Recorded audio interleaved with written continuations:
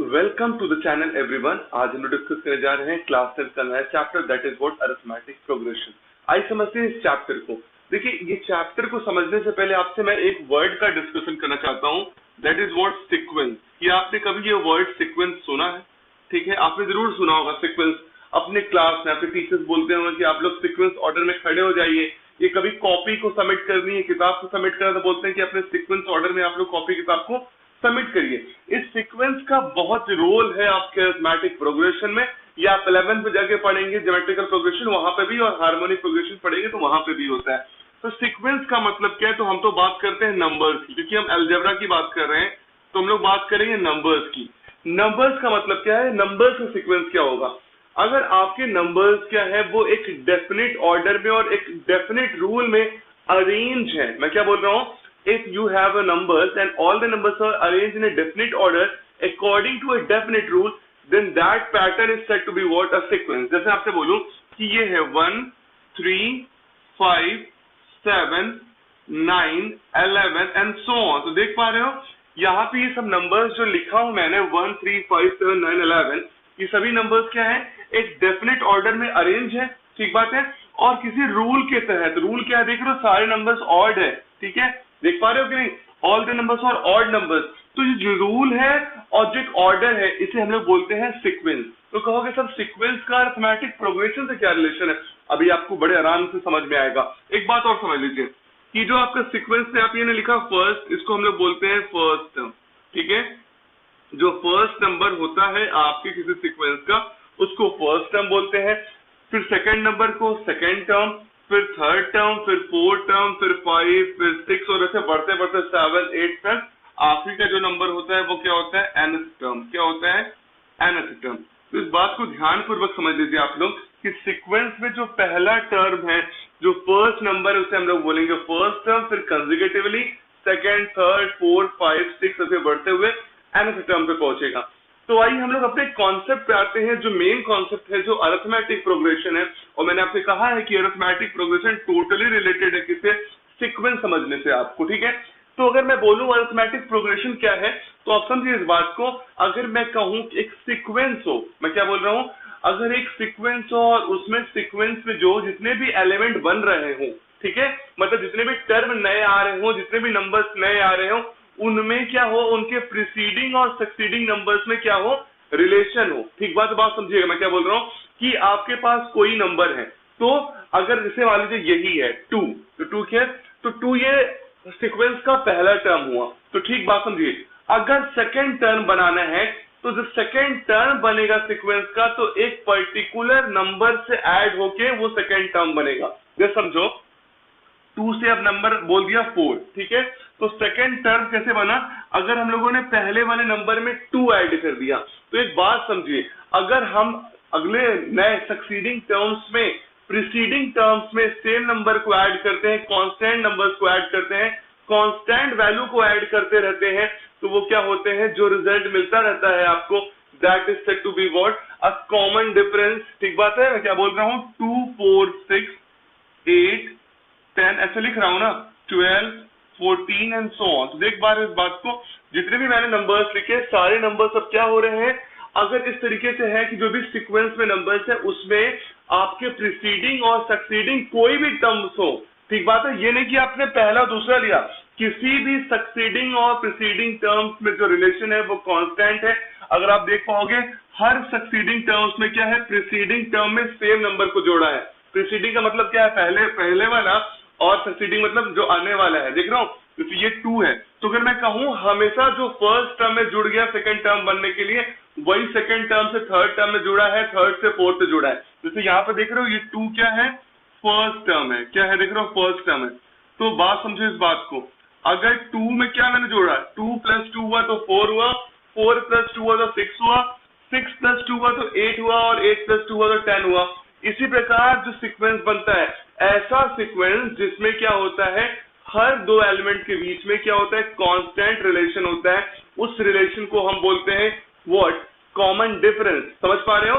या मैं कहूं वो सीक्वेंस जिसमें हर एलिमेंट के बीच में क्या हो? जिसमें भी आपके दो कंसेक्यूटिव एलिमेंट्स हो, दोनों कंसेक्यूटिव एलिमेंट्स का, किसी भी n कंसेक्यूटिव एलिमेंट्स का अगर आप दो रिलेशन लोगे, मतलब डिफरेंस लोगे, तो सेम रिजल्ट आएगा, और उस रिलेशन को हम बोलेंगे, उस डिफरेंस को हम लोग बोलेंगे कॉमन डिफरेंस। क्या बात समझ में आ रही है आप लोगों? मैं क्या बोल रहा हूं कि आप कोई भी दो कंसेक्यूटिव टर्म्स लोगे और दो कंसेक्यूटिव टर्म्स का डिफरेंस करोगे तो जो रिजल्ट निकल के आएगा वो हमेशा सेम रिजल्ट निकल के आएगा, वो कांस्टेंट वैल्यू निकल के आएगा, और उस कांस्टेंट वैल्यू को हम लोग क्या बोलेंगे? Common difference. अभी देखो मैंने कुछ कांस्टेंट नहीं बताया, एकदम यही बता रहा हूं बस बात, कि वो सीक्वेंस जिसमें सभी टर्म्स एक दूसरे से क्या है? सेम नंबर को ऐड करके बने हुए हैं।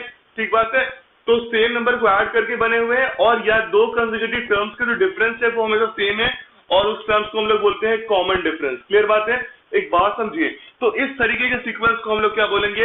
Arithmetic progression. तो अगर आपसे कोई बोले अरिथमेटिक प्रोग्रेशन क्या है, तो अरिथमेटिक प्रोग्रेशन वो सीक्वेंस है जिसमें सारे टर्म्स क्या है? एक दूसरे से किसी एक फिक्स नंबर से रिलेटेड है, और वो फिक्स नंबर क्या बोलते हैं? उसको कॉमन डिफरेंस बोलते हैं। मतलब हर टर्म्स में वो फिक्स नंबर ऐड हुआ है या सब्ट्रैक्ट हुआ। देखो अब ये फिक्स नंबर जो कॉमन डिफरेंस, ये पॉजिटिव नंबर्स भी हो सकता है, ये नेगेटिव नंबर्स भी हो सकता है, ये जीरो भी हो सकता है। तो देखो यहाँ पे 4 - 2 हमेशा 2 मिलेगा, 6 - 4 भी 2 मिलेगा, 8 - 6 भी 2 मिलेगा, 10 - 8 भी 2 मिलेगा, 12 - 10 भी 2 मिलेगा, 14 - 12 भी कितना मिलेगा? 2 मिलेगा। अब देखो इसको अगर मैं तुमसे बोलूं, ये भी बन सकता था AP 12 10 8 6 4 2 0 -2 -4 एंड सो ऑन। देख रहे हो, ये भी आपका AP, क्योंकि इस सीक्वेंस में क्या हो रहा है? सारे जितने भी टर्म्स बनने वाले हैं सभी सक्सीडिंग और प्रीसीडिंग टर्म्स का डिफरेंस क्या है? सेम है। देखो 10 - 12 करोगे तो कितना आ जाएगा? -2। 8 - 10 करोगे तो क्या हो जाएगा आपका? -2। 6 - 8 करोगे तो कितना आ जाएगा? -2। 4 - 6 करोगे कितना आ जाएगा? -2। तो ओवरऑल हर सिचुएशन में आपको जो रिजल्ट किसी भी दो कंसेक्यूटिव टर्म से डिफरेंस से मिल रहा है वो क्या है? कांस्टेंट। और मैंने आपसे बोला कि कॉमन डिफरेंस आपका पॉजिटिव भी हो सकता है, नेगेटिव भी हो सकता है, जीरो भी हो सकता है। अब तुम कहोगे सर हम आप तो बोले थे कि हर नंबर में सेम नंबर्स को हम ऐड करें या सब्ट्रैक्ट करें। बेटा इस बात को समझिए, एडिशन और सब्ट्रैक्शन सेम चीज है। यहाँ पर हम लोग हर टर्म्स में -2 को ऐड कर रहे हैं, इस बात को समझिए आप। यहाँ पर हम लोग क्या कर रहे हैं? हर टर्म्स में अगले टर्म बनाने के लिए -2 को ऐड कर रहे हैं, यहाँ पे +2 को ऐड कर रहे थे, तो इससे कोई भी नहीं फर्क पड़ता। और आपका ऐसा भी हो सकता है 3 3 3 3 एंड सो ऑन। यहाँ पर भी कहोगे सर ये क्या है? ये तो AP नहीं लग रहा है भाई। यहाँ पे सभी टर्म्स में मैंने क्या किया है? 0 ऐड किया है, और सभी टर्म्स का डिफरेंस भी क्या है? एक दूसरे से कंसेक्यूटिव टर्म्स से क्या है? 0 है। तो ये भी क्या हो गया? आपका AP हो गया। अभी बस आपको इतना ही समझना था कि AP क्या है? जिसमें एक दूसरे टर्म्स में जितने भी कंसेक्यूटिव टर्म्स, देखो कंसेक्यूटिव ये नहीं कि आपने, देखो ये क्या है? फर्स्ट टर्म, ये क्या है? सेकंड, ये थर्ड। तो आप थर्ड में से सेकंड को सब्ट्रैक्ट करोगे, फोर्थ में से थर्ड को सब्ट्रैक्ट करोगे। ये नहीं कि तुम थर्ड में से फर्स्ट को सब्ट्रैक्ट कर दो तुम्हारा डिफरेंस सेम आएगा ना। कंसेक्यूटिव, एक के बाद एक वाला। ठीक बात है। और कोई भी AP में कितने टर्म्स होंगे? n टर्म्स होंगे। तो आखिरी तक कितने होंगे? n टर्म्स होंगे। क्लियर बात है? तो आइए समझते हैं कुछ चीजों को जो अरिथमेटिक प्रोग्रेशन के लिए सबसे इंपॉर्टेंट है। That is what? The general term of an AP। General term क्या होगा किसी भी AP का? अब देखो बहुत ध्यानपूर्वक समझो, जो AP का फर्स्ट टर्म होता है, याद रखना हमेशा किसी भी AP का क्या होता है? जो फर्स्ट टर्म होता है उसको हम लोग रिप्रेजेंट करते हैं किससे? A से। ठीक बात है, किससे? A से। और कॉमन डिफरेंस जो होगा उसको हम रिप्रेजेंट किससे करेंगे? D से। किससे रिप्रेजेंट करेंगे? D से। बहुत ध्यानपूर्वक समझिए, कॉन्सेप्ट पूरा क्लियर हो जाएगा आपका। अब देखो जैसे यहाँ पर AP है, लिख रहा हूं मैं वही आपका जो पुराना था 2 4 6 8 10 12 एंड सो ऑन। तो देख लो इसका जो पहला टर्म है वो कितना हो गया? 2 हो गया। ठीक है, जो पहला टर्म हो गया वो 2 हो गया। और कॉमन डिफरेंस D क्या होता है? आप किसी भी दो कंसेक्यूटिव टर्म्स का डिफरेंस ले लो, मतलब समझ रहे हो? सक्सीडिंग में से प्रीसीडिंग को माइनस कर लो, जो वैल्यू मिल जाएगी वही क्या होती है? कॉमन डिफरेंस होती है।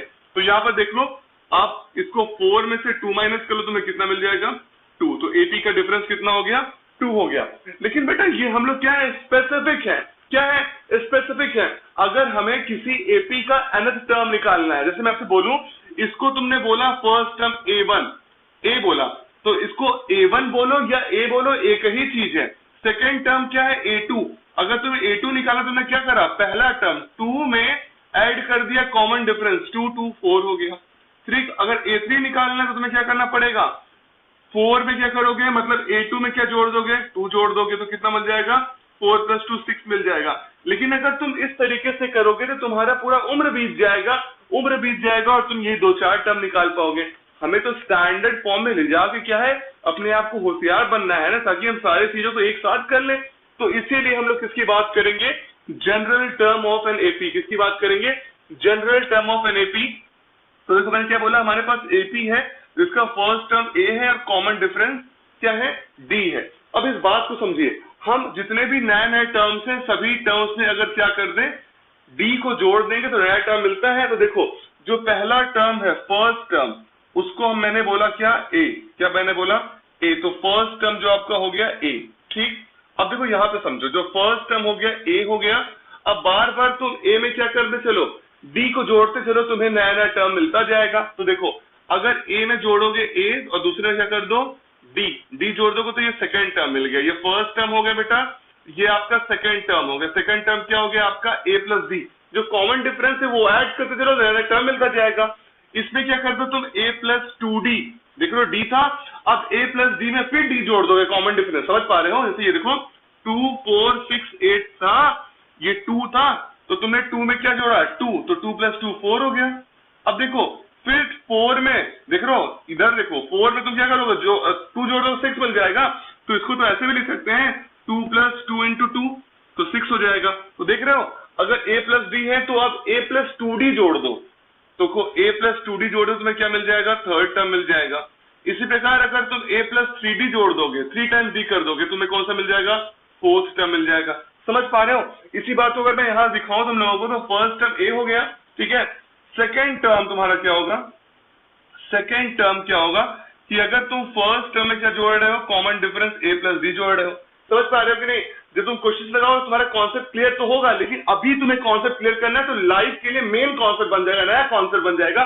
तो तुम किसी चीज को सोचने लगोगे, सोचोगे तभी बढ़िया आएगा मैथमेटिक्स। देखो तो थर्ड टर्म क्या होगा, तो मैंने क्या बोला, थर्ड टर्म का मतलब है तुम्हारा क्या, कि a + 2d, ठीक है। तो a + 2d का मतलब कितना है, देख रहे हो, a + 2d है कि आप 2 × d कर रहे हो ना। फिर उसके बाद फोर्थ टर्म की बात कर ले, तो फोर्थ टर्म कितना हो जाएगा आपका, फोर्थ टर्म का मतलब है बेटा a + 3d। तो देख पा रहे हो तुम, एक चीज देखो कि जितने भी तुम टर्म्स ले रहे हो, सारे टर्म्स में क्या है, जो रिलेशन है उसका d का जो मल्टीपल है वो क्या है, एक कम है, ठीक है। अगर मैं तुम्हें इसको इस प्रकार से लिखने को कहूं, a + क्या, अगर तुम्हें ऐसा लिखना हो, a + क्या 1, जो भी टर्म हो, जैसे ये a1 है ना, देखो फर्स्ट टर्म को a1 भी कह सकते हैं कि a1 जो है उसमें क्या है, फर्स्ट टर्म a1 और a, देखो a1 और a कोई फर्क नहीं पड़ता, जो फर्स्ट टर्म है वो क्या है, a के बराबर है, और a1 भी जो है वो फर्स्ट टर्म है, कोई फर्क नहीं। आप लिखने का तरीका मान सकते हो, तो इसको लिख सकते हो 1 - 1 × d, ठीक है। आपका सेकेंड टर्म आया a2, इसको क्या लिख सकते हो, a + देखो 2 है तो 2 - 1 × d, ठीक है। फिर क्या आएगा, a + b आएगा। इस a3 को तुम क्या लिख सकते हो, देखो a + 2 की जगह देखो a3 आ गया, थर्ड टर्म की बात कर रहे हैं, तो 3 में से 1 घटा दो, 3 - 1 × d। क्यों दिखा पा रहे हो, क्योंकि हर बार तुम्हारा d एक कम हो रहा है, इसको लिखने का तरीका बता रहा हूं मैं। a4 क्या हो गया, a + 4 - 1 × d, तो देख रहे हो कितना हो गया, a + 3d हो गया। इसको तुम समझोगे तो तुम्हें ये मैं इसलिए लिख रहा हूं ताकि तुम जनरल टर्म एक बार में निकाल लोगे। इसी प्रकार अगर तुम्हारे एपी में nth टर्म है, क्या समझ रहे हो, ये a1 है, a2 है, फिर ये a3 है, फिर a4 है, और आखिरी में nth टर्म है, n टर्म है, मतलब समझ रहे हो, एपी में n टर्म है, जो लास्ट टर्म है उसकी वैल्यू n है। तो जो जनरल टर्म, समझ रहे हो, nth टर्म क्या होगा आपका, बताओ मुझे। देखो अगर 4 था तो 3 कितना था, समझो इस बात को, यही आपका रिजल्ट आ जाएगा, समझो इस बात को। यहां पर देखो, अगर फर्स्ट टर्म निकालना था a, तो 1 - 1 कर दिया, जो भी फर्स्ट टर्म है उसमें से एक कम कर देते हैं। देख रहे हो, d निकालने के लिए क्या कर रहे हैं, a तो सब में जोड़ रहा है, d से क्या कर रहे हैं, जो भी एक टर्म है उसे कम कर दे रहे हैं। अगर 2 है तो 2 - 1 × d हो गया, 3 है तो कितना हो गया, 3 - 1 हो गया, 4 है तो 4 - 1 हो गया, जितना है उससे एक कम कर दे रहे हैं। तो बताओ अगर nth टर्म होगा तो एक कम क्या होगा, यहां पे मैं लिखता हूं, अगर an होगा तो a + क्या हो जाएगा, जो है टर्म की बात कर रहे हैं, जैसे an की बात कर रहे हैं तो n - 1 × d हो जाएगा। समझ पा रहे हो कि नहीं। तो इसको लिख सकते हैं कि यहाँ पे जो 3D है तो यहाँ पे क्या होगा a plus n minus one into D होगा। इस बात को समझ पा रहे हो? तो ये जो an आया इस बात को समझो मैंने जो, तो बेटा आपको समझ में आया होगा nth टर्म ऑफ एपी। तो अगर इसको लिखूं general term of an AP को, general term of an AP, इसको हम लोग क्या बोलते हैं बेटा? an। हमेशा किसे रिप्रेजेंट करेंगे? an। और an की वैल्यू क्या होगी? a plus n minus one into D. याद रहेगा आप लोगों को an is equal to a plus n minus one into D. जो भी टर्म की वैल्यू निकालनी होगी n की वही वैल्यू रख देंगे हम और आपको टर्म्स का वैल्यू मिल जाएगा। ठीक है, कि मैं बता चुका हूं आपको, फर्स्ट टर्म a1 होगा, फिर a2 होगा, फिर a3 होगा, फिर a4 होगा और सो ऑन an होगा। ठीक बात है। और जो भी आप वैसे a1 निकालें तो a1 तो a हो गया, a2 कितना हो जाएगा? a प्लस d हो जाएगा, a3 कितना हो जाएगा? a प्लस 2d हो जाएगा, a4 कितना हो जाएगा? a प्लस 3d हो जाएगा एंड सो ऑन जाएगा। और an मैं बता दिया हूं, an is equal to a plus n minus one to D, जहां पे an क्या है आपका? an is your general term. an क्या है आपका? जनरल टर्म है। a क्या है आपका? फर्स्ट टर्म है। जो भी एपी में फर्स्ट टर्म दिया जाएगा वो फर्स्ट टर्म होगा। और n क्या होगा? n होगा नंबर ऑफ टर्म्स। क्या होगा? n होगा नंबर ऑफ टर्म्स। और आपका d क्या होगा? d होगा आपका कॉमन डिफरेंस। क्या होगा?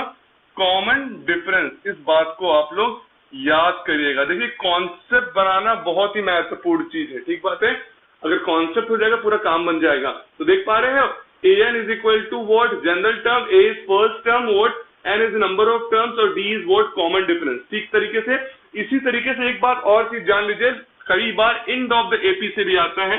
तो मान लीजिए आपके एपी का जो लास्ट टर्म है l है, क्योंकि यही समझ लेंगे तो आपको दो बार नहीं समझना पड़ेगा।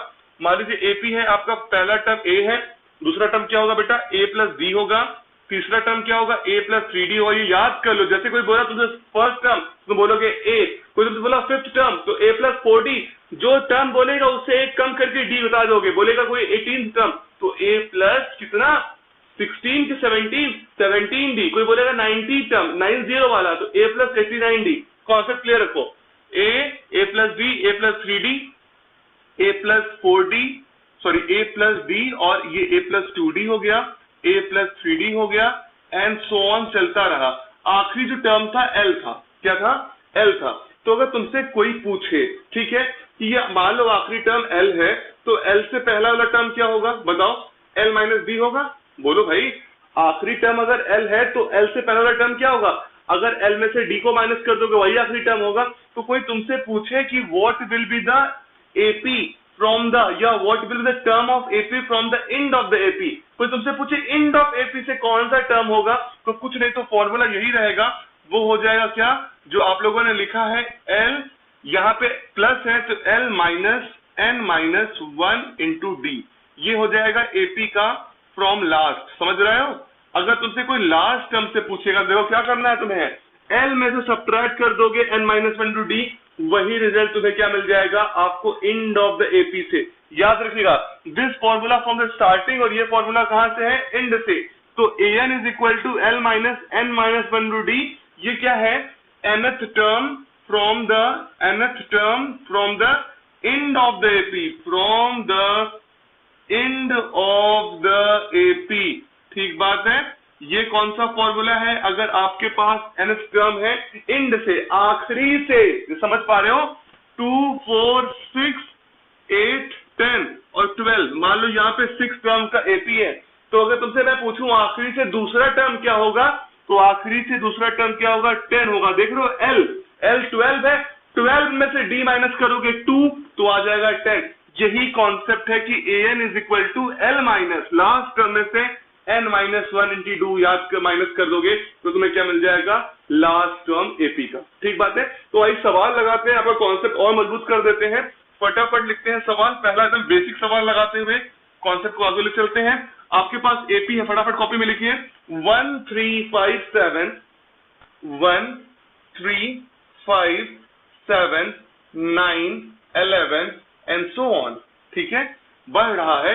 तो प्रश्न आपसे पूछ रहा है, फाइंड कॉमन डिफरेंस। ठीक है, कॉमन डिफरेंस। ठीक, दूसरा आपसे पूछ रहा है find nth term, find nth term, ठीक है। और आपसे तीसरा पूछ रहा है कि find 25th term, 25th term को फाइंड करना है। तो जब भी ऐसा प्रश्न, यही प्रश्न एग्जाम में आएंगे, ऐसे ही आते हैं 3-3 नंबर के लिए, एकदम आसान कॉन्सेप्ट से ही लगाते हैं। पहला क्वेश्चन देखो, पहला बोल रहा है फाइंड द कॉमन डिफरेंस, ठीक है। तो कॉमन डिफरेंस निकालने का एकदम आसान है, डी क्या होता है, देखो ये A1 हो गया, ये अगर बोलूं ये A1, ये A2, ये A3, ये A4, ये A5, ये A6 और बढ़ते जा रहे हैं।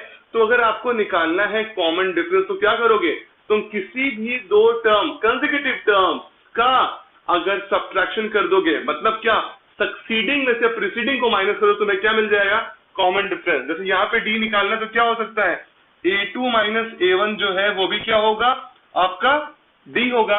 तो 3 माइनस 1 कर दोगे, तुम्हें कितना मिल जाएगा, 2। तो कॉमन डिफरेंस कितना हो गया, 2। तुम किसी को भी कर सकते हो, A5 minus A4, A6 minus A5, किसी को भी कर दोगे। और अगर मैं बोलूं जनरल निकालने के लिए, तो D इज इक्वल टू कर सकते हो AN माइनस AN माइनस 1, ठीक है। अगर तुम nth टर्म कोई भी रखते हो और nth टर्म के, जैसे यहाँ पे बोलूं क्या, nth में से n माइनस 1 कर लो, जैसे कि n की वैल्यू अगर 5 करोगे तो क्या हो जाएगा, A5 में से A4 सब्ट्रैक्ट करोगे तभी तुम्हें क्या मिलेगा, D मिल जाएगा। क्लियर है। अभी सवाल हो गया आपका 2 आ गया बेटा, क्या, कॉमन डिफरेंस। अब सवाल पूछ रहा है फाइंड द nth टर्म। तो भी मैंने आपको nth टर्म के लिए एक फॉर्मूला बताया है जनरल टर्म के लिए, तो उस फॉर्मूले को तुरंत लिखोगे। फॉर्मूला क्या है, an is equal to a plus n minus 1 into D, ठीक बात है। अब देखो तुम्हें क्या निकालना है, an मतलब समझ रहे हो, n की वैल्यू रखो और तुम्हें टर्म्स मिलते जाए। तो इस सवाल को देखो, तुम्हें क्या a पता है, बड़े आराम से पता है। a की वैल्यू कितनी है, फर्स्ट टर्म जो पहला टर्म है वही a है, तो a की वैल्यू कितनी हो गई, 1। तो a की वैल्यू 1 लिखो।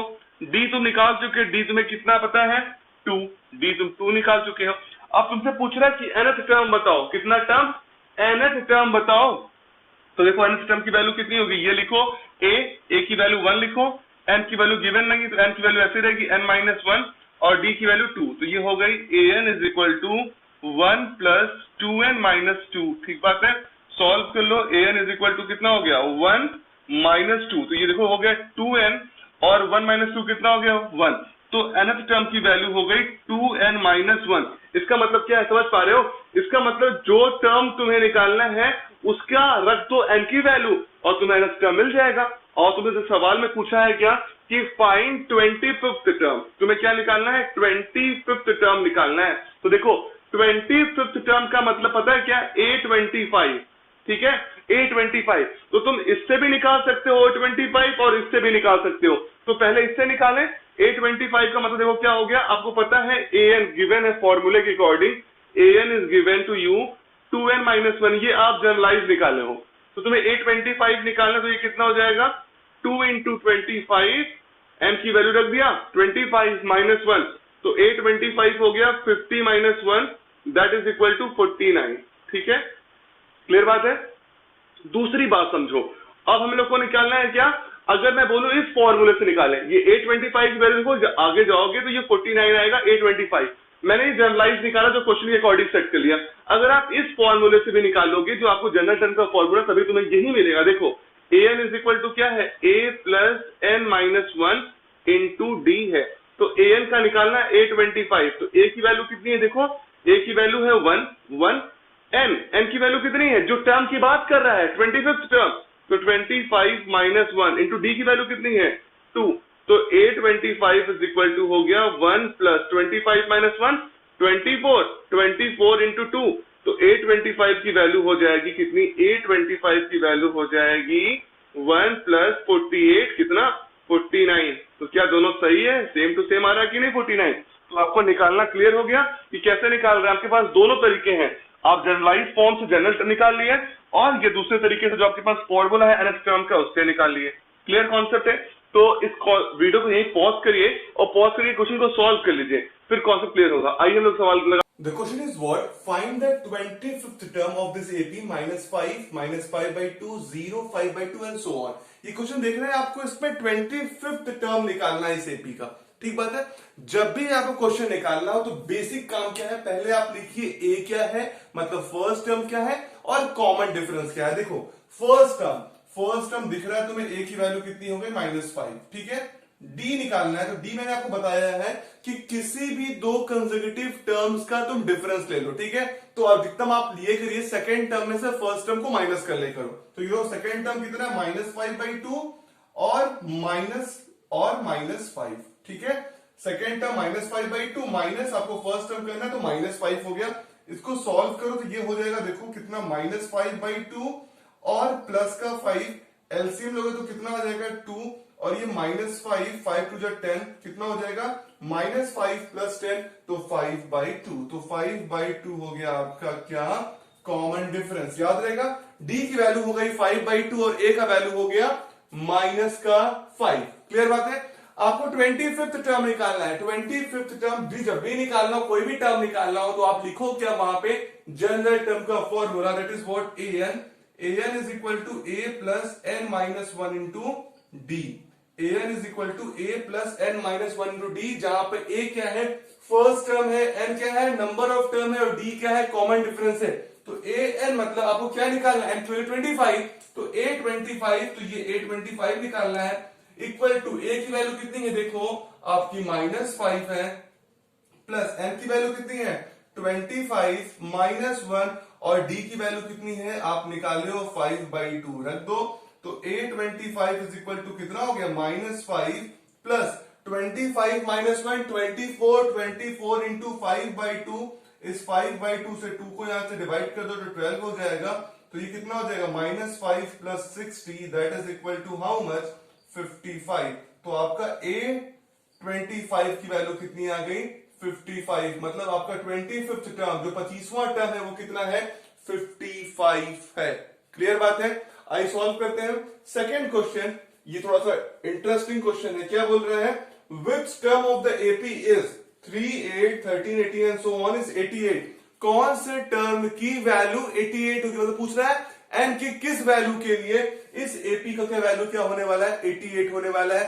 तो जैसे मैंने बताया है, पहले आप क्या लिख लो, ए, और पहले निकाल लो क्या डी, फिर बताता हूं तुम्हें क्या करना। देखो इस दोनों फर्क, क्वेश्चन में फर्क पता है क्या है, ये 88 ये आपका एन की वैल्यू नहीं है, पूछ रहा है एन की किस वैल्यू के लिए आपको 88 मिलने वाला है। मतलब ए एन की वैल्यू, जैसे यहाँ 55 आई ना, ए एन की वैल्यू गिवन है इस क्वेश्चन में। इस बात को समझिए, जब भी बोलेगा ना कि which term of the AP is this 88, अगर आपको इससे पूछता कि 88 टर्म क्या, तो बोलता फाइंड 88th टर्म पूछता। ठीक बात है। तो फॉर्मूला क्या है, ए का वैल्यू तुम्हारा हो गया 3, डी का वैल्यू कितना हो गया 8 - 3, that is equal to how much, 5। ठीक बात है। ए की वैल्यू 3 हो गया, डी निकालना है, तो किसी भी दो कंसेक्यूटिव टर्म का difference 8 - 3, that is equal to 5। Clear बात है। अब देखो फॉर्मूला क्या है, an इज इक्वल टू है a plus n - 1 into D है। ठीक बात है। जनरल टर्म का formula an is equal to a plus n - 1 into D है।